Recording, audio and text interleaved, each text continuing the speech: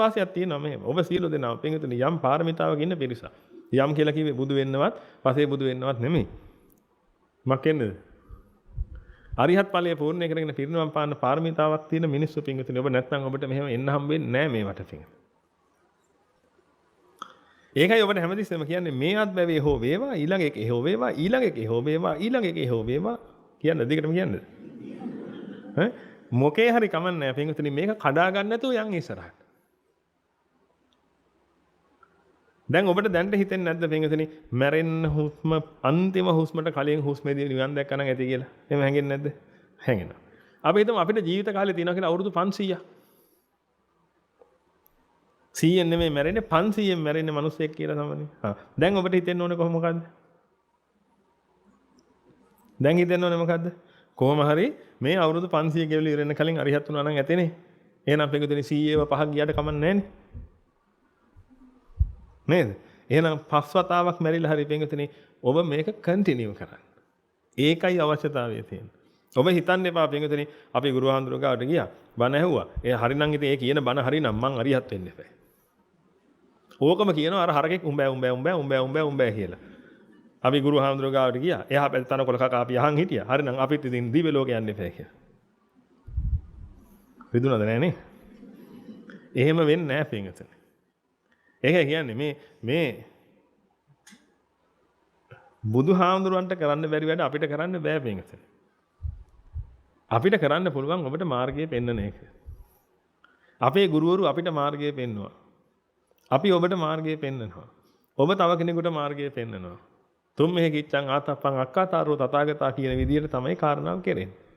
බුදුවරු මාර්ගය පෙන්වනවා, ගුරුවරු මාර්ගය පෙන්වනවා. අපි අපේ වැඩේ කරගන්නවා. අපි අපේ වැඩේ ටිකින් ටික කරගෙන යනවා ඉස්සරහට පෙන්වන්න. කවදාවත් ඔක මැද කඩා ගන්න එපා. එච්චරයි කරන්න තියෙන්නේ.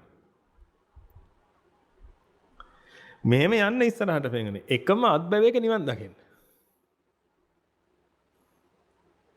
මොකද? එකම අත්බැවේක යන්න බෑ. ඒ කියන්නේ එකම ඔය කියන එකම භවයක නිවන කරගන්න අදිස්ථානයේ යන්න ඉස්සරහට මේ. එතන මේක සමාන විට මේ ඉස්සරහදී ඔබ මැරෙයි. දැන් මේ බණ ටික අහගෙන ඉන්නකොට ඔබ මැරෙයි.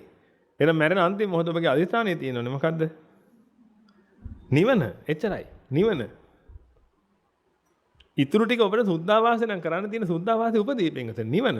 එච්චරයි. ඉතුරු ටික ඔබට ධාතුන් මහ රාජිකේ නම් ඉතුරු ටික කරගන්න තියෙන එතන උපදී. හැබැයි නිවන.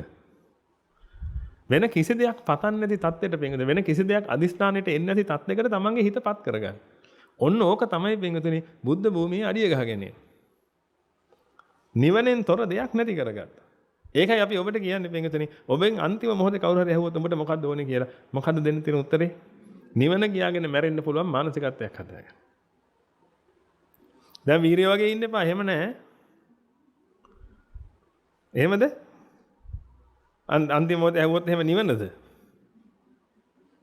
ඒක ඔබ තමයි දන්නේ. අපි දන්නේ නැහැ. දරුවා ඉන්නවා. මුණුබුරා ඉන්නවා. අමතක කරන්න එපා. ඔය බොරුවට නිවන බලනකොට කොල්ලගේ නම නිවන. ඒකයි නිවන කියලා තියෙන්නේ. පොඩි එකාගේ නම නිවන.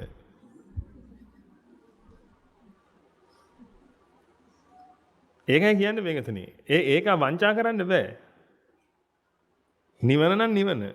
ඒ වෙලාවට ඔබේ ගේ මතක් වෙන්න බෑ. ෆැමිලි එක මතක් වෙන්න බෑ. අර පොඩි මුණුබුරෝ දරුවෝ ඔක්කොම ඇවිදලා අර එකට අවුරුදු කාපු හැටි මතක් වෙන්න බෑ. ඒවකුත් වෙන්න බෑ නිවන. අන්න එහෙම මතක් වුණොත් මේකතනේ සමහර ඔබයි උපදින්නෙත් නෑ. ඒක කියන්නේ අන්න ඒ දක්වා මේක විහිදවල තියාගන්න. හැම මොහොතකම උත්සාහ කරන්න පින්වතුනි එතනට යන්න. ඔබට ලොකු ජයග්‍රහණයක් ලබන්න පුළුවන් පින්වතුනි මේ ලෝකයා පරදෙද්දී.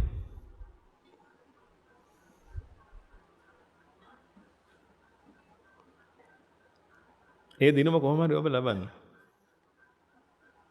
ලෝකයා නම් ඒකාන්තයෙන්ම පරදිනවා පින්වතුනි පේන්නවත් නැහැ මේ මිනිසුන්ට සැලසුම. ඒක නිසා ඔබ බොහොම පාරමිතා සම්පන්නව ආපු පිරිසක්. කිසිම කෙනෙක් හිතන්න එපා මේ අද තමයි පටන් ගත්තේ පාරමිතා පුරන්න කියලා. එහෙම හේතු එක්කෙනෙක් දෙන්නෙක් එහෙම ඉන්න බැරි කමක් නැහැ පින්වතුනි. නමුත් අද ඔබට මෙහෙම දේවල් හිතෙන්නේ මේ විදිහට ඇවිදින්න මේ නිවන කරගන්න ඕනේ කියලා හිතෙන්නේ. ඒක